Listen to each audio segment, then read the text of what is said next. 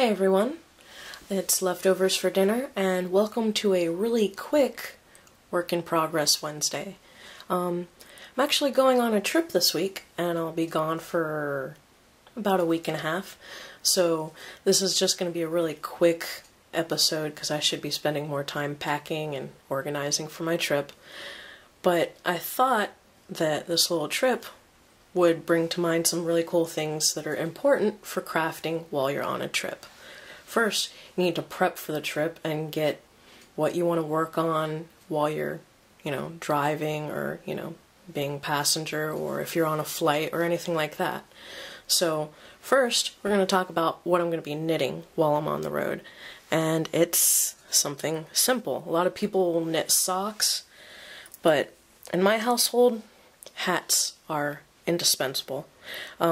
Cheap Geek needs another hat, and I thought, what the heck, so I brought out some short needles, that's how long these needles are, and got some sock yarn, which is small, compact, and packs easy. So here it is. It's a basic hat. It's that same pattern that I've been working on, the knit 4, purl 4 rib, and then just basic solid. Might add some texture when I go to the top. But it's just something mindless so that you can still talk or, listen to the radio while you're traveling. Plus, if I don't, I'll just end up sleeping the entire trip.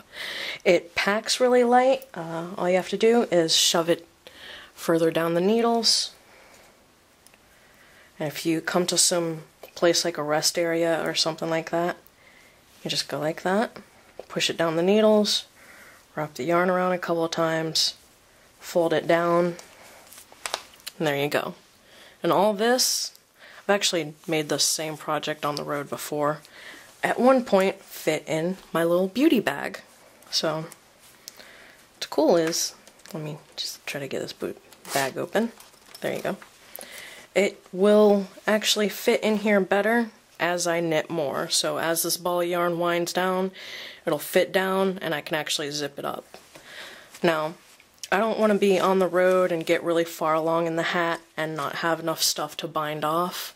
So that was another reason I picked these circular needles. It was because I had a crochet hook and double pointed needles of the same size. So those just will fit in there along with the crochet hook and the scissors. So it zips right up. I can put all this in like a little plastic baggie. It will actually fit, and that'll protect the yarn in the hat. And just shove that in my little duffel bag or even in my backpack. I was thinking about starting a project with these and talking about these in this video. These are the Chicago or whatever 9-inch circular needles, but I'm going to tell you right now, this is the first time I've worked with these needles. I actually tried to start a hat earlier today and got frustrated. I'm not too happy about these, so I might be doing a review on these later. And let's see. Oh, these are the size 3 9-inch needles, which you'd think would be great for working on little baby hats or mittens. So far, not a great experience. But if you have a good time with these, they fit right in there. I mean, dang, you could fit a whole set in there. So, I'm packing really light on this trip, and this is pretty much one of the few small things I am bringing. So, there you go. That's what I'm going to do while we're on the road and the Cheap Geek's driving. Another thing is I have my new GPS that I got for Christmas, so I'm going to try to do some geocaching and letterboxing while I'm on the road. And I was thinking about actually planting some geocaches and letterboxes. So here's my standard mini-size letterbox. I like to do small ones because I already carve really detailed small stamps. Why not accentuate that with a small, kind of hard or tricky to find letterbox? We're going to open this one up. And I have my little letterboxing statement. Let's see if the camera can focus in on that. What is letterboxing? And then on the back it says, what to do if you find it. Stop, this is not trash. If found, please contact, and it's got my email address. And I actually do this with my geocaches. I need to actually create a little notepad file and print it out and then laminate it for my geocaches as well. This is one of the things I learned about letterboxing, but I think it would be really helpful for geocaches that are found by muggles. So I'm going to start doing that more. Anyways, here's my swag for the first person to find my letterbox. It's a little keychain with a QR code. I wonder where that leads. I like to put my stamp in its own little package. This is a little cupcake. Let's see if the camera will focus in on that. There we go. And just something cute, simple, with a little bit of texture around it. And here's my logbook, which is also in a separate little plastic baggie. Both these plastic baggies are going to go in another plastic baggie and then go in the letterbox because I hate it when they get soggy or get drooled on or whatever. I'm sorry, I said drooled when I should have said rained on. My dog's over here eating food, drooling. Anyways, putting everything in here. There we go.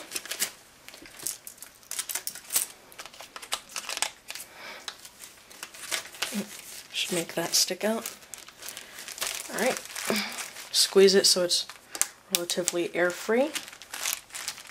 Oops.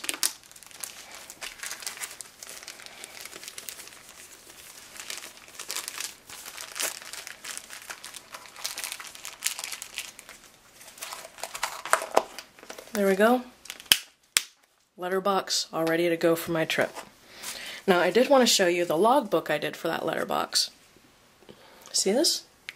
What is this? Oh, it's one of those paint samples, the color cards or color chips. I have a bunch of these laying around my house from when I wanted to paint the kitchen. I have stacks of them in all sorts of crazy colors that I'm glad I didn't paint my kitchen. But what I just did was, since they're durable and basically the same weight as like cardstock, just took them, cut some paper, like a stack of paper. I cut several strips and just stapled it like matchbook style and folded it, and it's a little matchbook notebook or logbook. And I did it with a bunch of different colors. Here. Here's a larger one that's green. So, yeah.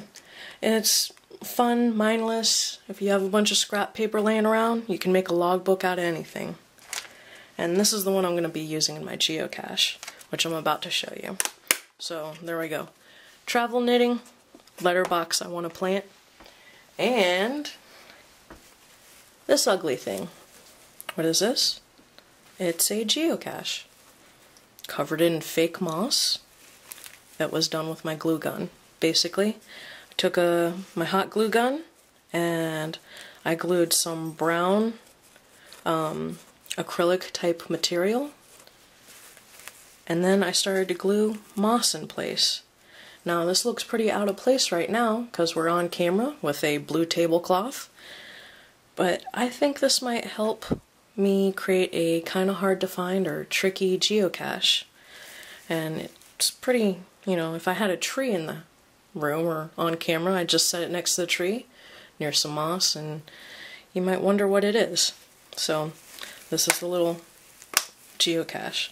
It's still got a couple of bits coming off of it and stuff, but there's the handles. There it is. Let me try to get it open on camera. That was the one thing. Yeah.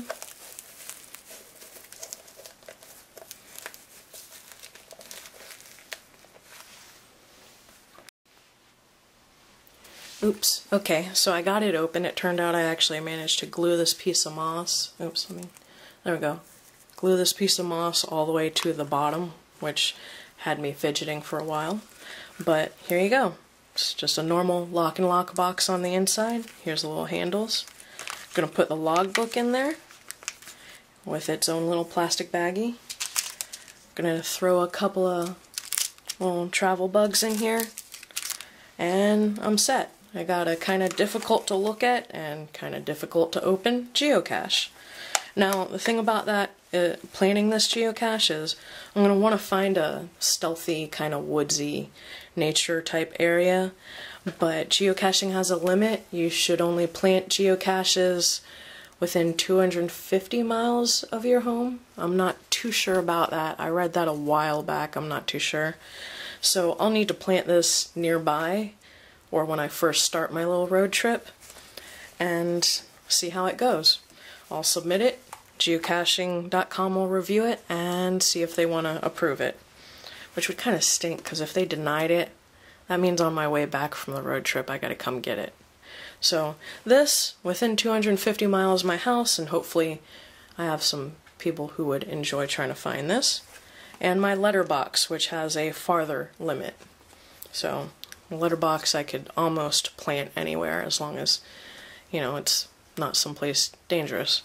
So there you go. I'm going to be doing some knitting, and hopefully I'll be able to show you that knitting next week.